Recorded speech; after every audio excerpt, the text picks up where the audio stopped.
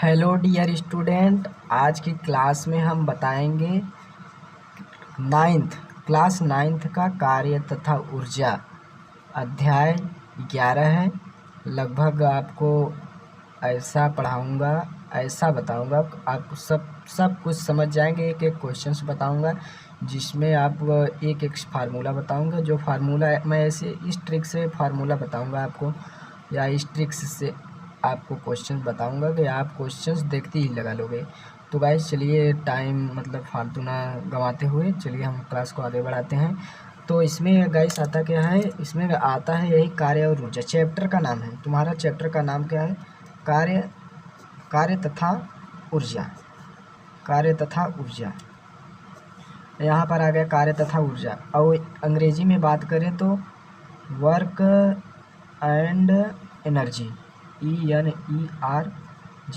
Work and energy. बात करें work and energy में क्या होता है गाइस, तो हम एक एक परिभाषा को बताएंगे। यहाँ पर लिखिए, हेडिंग डालिए कार्य। कार्य किसे कहते हैं? सबसे पहले आप हेडिंग डाल लीजिए यहाँ पर, कार्य किसे कहते हैं। तो यहाँ पर हेडिंग डाल लीजिए कार्य। तो चलिए आपको हम बताते हैं कार्य किसे कहते हैं। जब किसी वस्तु पर बल लगे, यानी कि जब क्या लगे, जब किसी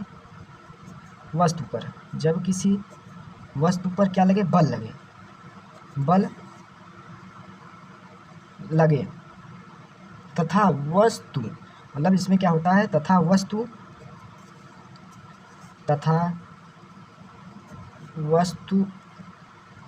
बल की दिशा में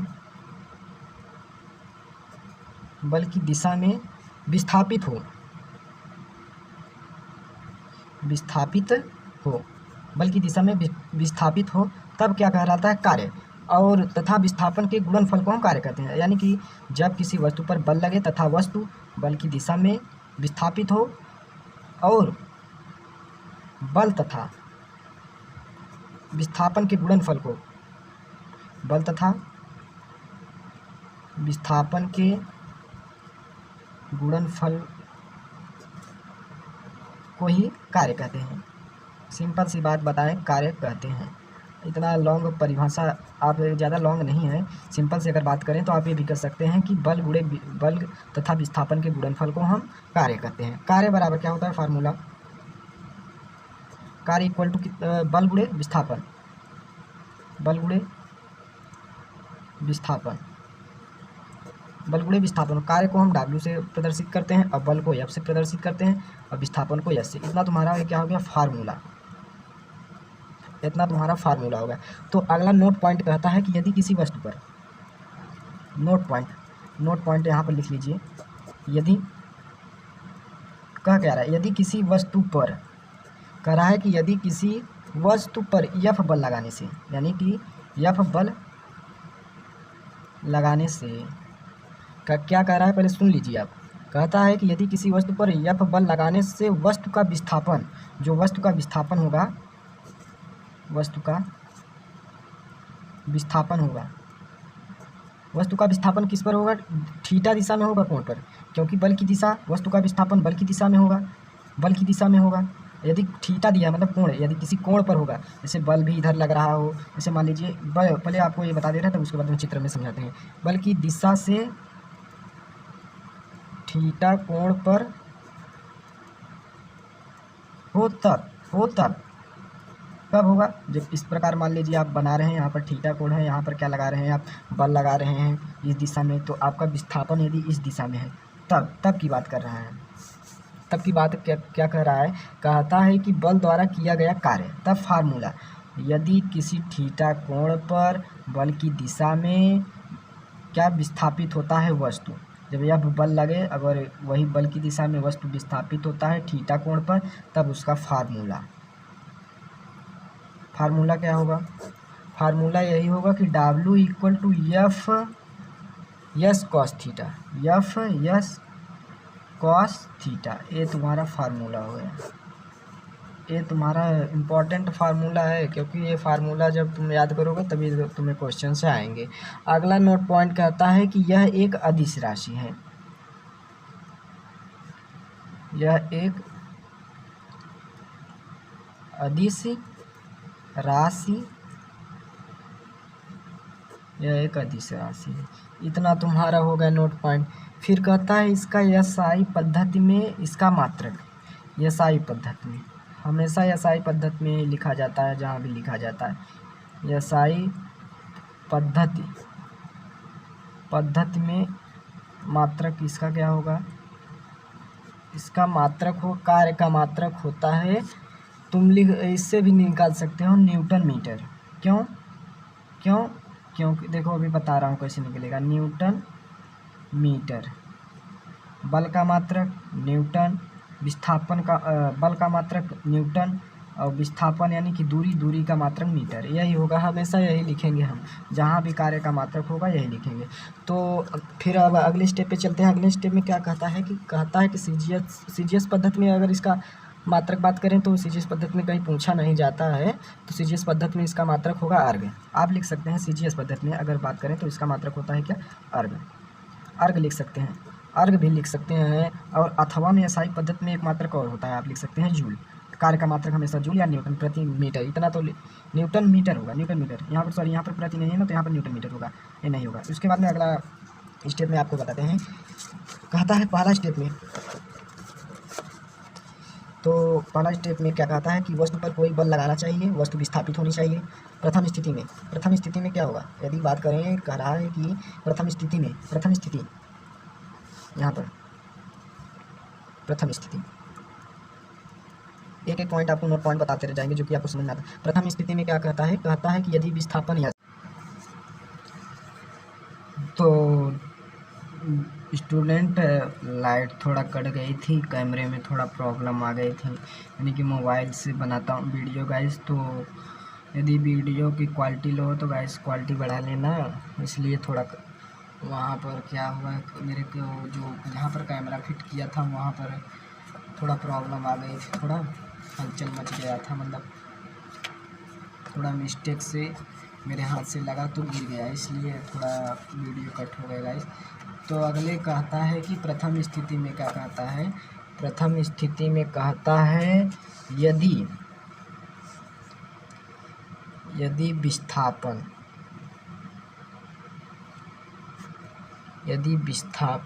बल की दिशा, यदि विस्थापन बल की दिशा में है, सुनिए पहले, यदि विस्थापन बल की दिशा में है तब थीटा का मान क्या रखेंगे उस स्थिति में, तब थीटा का मान 0 डिग्री रखेंगे। जब थीटा का मान क्या रखेंगे, तब थीटा का मान 0 डिग्री रखेंगे। यहाँ पर क्या, यदि विस्थापन बल की दिशा में है तब थीटा का मान 0 डिग्री रखेंगे। दूसरे स्थिति में इसमें फार्मूला क्या निकलेगा, W बराबर क्या निकलेगा, W बराबर FS cos 0 degree, cos 0 degree रखेंगे तो आपको निकलेगा W बराबर FS, वही निकल के आएगा, कार्य का ही फार्मूला निकल के आएगा जब थीटा नहीं दिया होगा। द्वितीय स्थिति में क्या कहता है, द्वितीय शॉर्टकट में लिखते हैं गाइस। द्वितीय स्थिति में कहता है यदि विस्थापन बल की दिशा के लंबवत हो, यदि विस्थापन बल की दिशा के यहाँ पर लंबवत हो तब थीटा इक्वल टू 90 डिग्री रखेंगे। थीटा इक्वल टू कितना रखेंगे, 90 डिग्री। तो यहाँ पर 90 डिग्री रखेंगे तो cos 90 अंश का मान 0 हो जाएगा। यहाँ पर रख देते हैं W बराबर FS cos theta, FS cos 90 degree. यहाँ पर जब रखेंगे तो W इक्वल टू क्या निकल के आएगा, FS cos 90 डिग्री का मान कितना होता है, cos 90 डिग्री का मान तुम्हारा 0 हो जाएगा। क्योंकि जब cos 90 का मान रखेंगे 0 आ जाएगा, और क्योंकि cos 90 डिग्री का मान 0 होता है तो 0 का गुणा हो जाएगा तो W बराबर 0 ही हो जाएगा। तब कोई यहाँ पर कार्य नहीं करेगा, तब यहाँ पर कोई कार्य ही नहीं करेगा। तृतीय स्थिति इसकी क्या होगी, तृतीय स्थिति में कहता है कि यदि विस्थापन तृतीय स्थिति में सुनिए, यदि विस्थापन बल की दिशा के विपरीत हो, यदि विस्थापन बल की दिशा के विपरीत हो दिशा के विपरीत हो तब थीटा का मान 180 डिग्री रखेंगे, 180 डिग्री रखेंगे। तो यहाँ पर रख देंगे W बराबर एस कॉस 180 डिग्री। तो यहाँ पर W इक्वल टू कितना हो जाएगा, एफ एस कॉस 180 डिग्री का मान -1 होता है।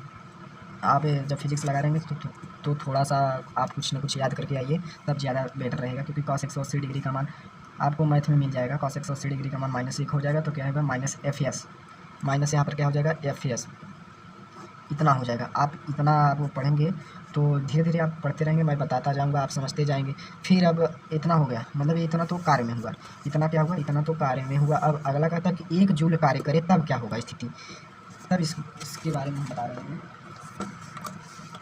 यहाँ पर अगला हेडिंग है, यहाँ पर ब्लैक पेन से नहीं यूज करेगा, इस एक ही पेन से यूज कर दिए, चलिए कोई बात नहीं है। यदि 1 जूल कार्य करें, 1 जूल कार्य किसको कहते हैं, वही कार्य करे तब इसको क्या कहेंगे, 1 जूल कार्य। कहता है कि यदि किसी वस्तु पर 1 न्यूटन बल आरोपित करने पर, यानी कहता है कि यदि किसी वस्तु पर, यदि किसी वस्तु पर 1 न्यूटन बल आरोपित करें, या आरोपित करने पर या कार्य करने पर, सिंपल सी बात लेते हैं आरोपित करने पर। यदि किसी वस्तु पर 1 न्यूटन का बल आरोपित करें, आरोपित करने पर, क्योंकि परिभाषा का किताब की भाषा थोड़ा लिखना ज़्यादा बेटर रहेगा। आरोपित करने पर वस्तु बल की दिशा में, वस्तु बल की दिशा में 1 मीटर विस्थापित हो, 1 मीटर विस्थापित हो, तो बल द्वारा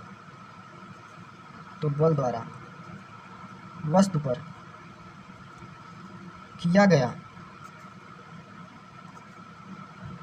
कार्य 1 जूल होगा, यानी कि 1 जूल के बराबर होगा, यानी कि 1 जूल होगा। इतना कह रहा है कि यदि 1 जूल कार्य करे तो इस स्थिति में क्या कहता है, कहता है कि यदि किसी वस्तु पर 1 न्यूटन का बल आरोपित करने पर वस्तु बल की दिशा में 1 मीटर विस्थापित हो, तो बल द्वारा वस्तु पर किया गया कार्य 1 जूल होगा। अब बात करें, अगली हेडिंग आती है आपकी ऊर्जा। यहाँ पर अगली हेडिंग आती है ऊर्जा। ऊर्जा किसे कहते हैं, अगली हेडिंग आती है आपकी ऊर्जा। तो ऊर्जा को अंग्रेजी में बात करें तो एनर्जी कहते हैं, ENERGY, आप लिख लीजिए। किसी में अंग्रेजी भूल जाते हैं, पढ़ाते पढ़ाते ध्यान ही नहीं रहता कि अंग्रेजी लिखेंगे। तो ऊर्जा कहते हैं, ऊर्जा आखिर कहते किसे हैं, ऊर्जा कहते हैं किसी वस्तु के कार्य, किसी वस्तु के कार्य करने की क्षमता को, कार्य करने की क्षमता को ही ऊर्जा कहते हैं। सिंपल सी बात करें तभी बता रहे हैं आपको, ऊर्जा कहते हैं सिंपल से, जब कोई वस्तु कार्य करने की क्षमता को ही ऊर्जा, जब कोई वस्तु किसी भी जैसे बल लगा कार्य करता तो उसी को हम ऊर्जा कहते हैं ना यार। जिसमें आपके बल लगा देंगे तो ऊर्जा खत्म होगी ना, कहीं कि हमारा ऊर्जा झूठा को नष्ट करते हैं, ये बात कुछ नहीं मिले वाला बात हो गया तुम्हारा ऊर्जा। अब ऊर्जा के प्रकार भी होते हैं, ऊर्जा के प्रकार आपको 9th में ज़्यादा नहीं पढ़ना, आप पहले हेडिंग डाल लीजिए, पहला गतिज ऊर्जा। आप हेडिंग डाल लीजिए क्या, गतिज ऊर्जा। गतिज ऊर्जा, व्हाट इज गतिज ऊर्जा, गतिज ऊर्जा आखिर किसे कहते हैं। यदि किसी वस्तु को लिख लीजिए अच्छी परिभाषा, किसी वस्तु में उसकी गति की अवस्था, गति की अवस्था के कारण, गति की अवस्था के कारण जो ऊर्जा होती है, जो ऊर्जा होती है उसे वस्तु की गतिज ऊर्जा कहते हैं, उसे वस्तु की गतिज ऊर्जा कहते हैं, गतिज ऊर्जा कहते हैं। यहाँ पर लिख लीजिए, यदि यम द्रव्यमान की वस्तु, क्वेश्चन को समझते रहिए, परिभाषा एक बार रिपीट करते रहिए आप। यदि यम द्रव्यमान की वस्तु v वेग से गतिमान है, v वेग से गतिमान है, तो वस्तु में गतिज ऊर्जा, वस्तु में गतिज ऊर्जा, वस्तु में गतिज ऊर्जा, गतिज ऊर्जा तुम्हारा क्या हो जाएगा, ई के। ऊर्जा को हम इससे प्रदर्शित करते हैं, ई के से हो जाएगा काइनेटिक एनर्जी। काइनेटिक एनर्जी को हम क्या कहते हैं, गतिज ऊर्जा। कैसे काइनेटिक यार, काइनेटिक एनर्जी को हम गतिज ऊर्जा कहते हैं। तो इसलिए ई के बराबर 1/2 mv स्क्वायर, mv स्क्वायर। और गतिज ऊर्जा, अगर ऊर्जा की सूत्र बात करें ये हो गया और तुम्हारा गतिज ऊर्जा, यहाँ पर गतिज ऊर्जा का फार्मूला हो गया। अब अगला नेक्स्ट टॉपिक आता है आपका स्थितिज ऊर्जा। वह स्थितिज ऊर्जा हेडिंग डालिए यार, ब्लैक पेन कहाँ गया यार, यहाँ पर है। आप हेडिंग डाल लीजिए स्थितिज ऊर्जा। स्थितिज ऊर्जा इस क्लास में आपको पूरा चैप्टर ही खत्म कर देंगे। स्थितिज ऊर्जा में आपको हेडिंग इतना डालने के बाद आपको लिखना है इसमें कि किसी वस्तु की स्थिति के बारे में आपको समझ ही रहा है कि स्थिति दिया है, तो यहाँ पर क्या लिखिए, यहाँ पर लिखिए किसी वस्तु की स्थिति अथवा किसी वस्तु की स्थिति अथवा आकार के कारण, स्थिति अथवा आकार के कारण वस्तु की ऊर्जा को ही, यहाँ पर हो जाएगा वस्तु की ऊर्जा को ही, वस्तु के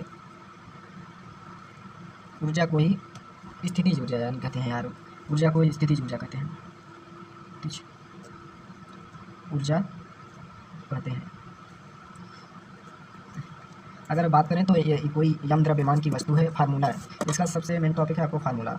मान लीजिए आपको ये जो परिभाषा है आपको लिख के एग्जाम, लेकिन हर तरह के एग्जाम में आपको सूत्र याद होना चाहिए यानी कि फार्मूला याद। तो यदि कोई वस्तु यम द्रव्यमान की कोई वस्तु है, यम द्रव्यमान की कोई वस्तु है, और क्या कह रहा है कि वस्तु पृथ्वी तल से यह ऊंचाई पर स्थित हो, यानी कि यह ऊंचाई पर स्थित हो, यानी कि यम द्रव्यमान की वस्तु यह ऊंचाई पर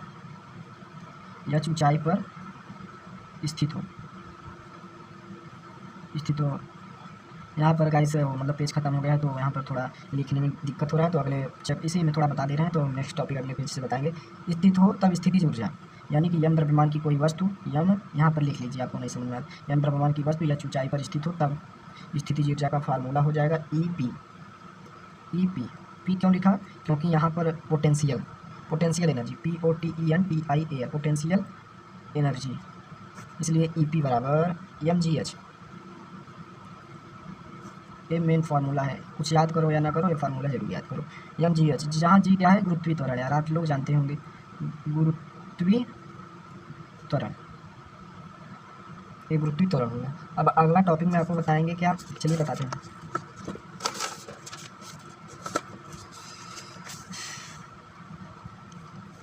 अब हेडिंग डालिए आप यांत्रिक ऊर्जा, हेडिंग डालिए क्या, यांत्रिक ऊर्जा।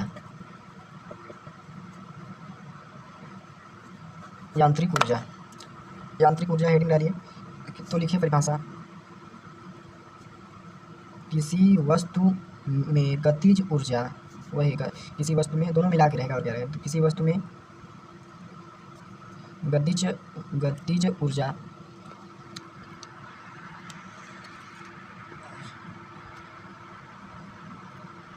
यहाँ पर गाइस थोड़ा फिर मिस्टेक्स आ गए थे। किसी वस्तु में गतिज ऊर्जा तथा स्थितिज ऊर्जा के योग तथा स्थितिज ऊर्जा के योग को ही वस्तु का यांत्रिक ऊर्जा कहते हैं यार, यांत्रिक ऊर्जा कहते हैं। दोनों को जोड़ दें और क्या, वही यांत्रिक ऊर्जा हो जाएगी तुम्हारा। फार्मूला मेन टॉपिक होता है तुम्हारा, फार्मूला हम बात करें तो इसमें सबसे पहले मेन टॉपिक तो आप, ये तो मैं परिभाषा तो बता दिया।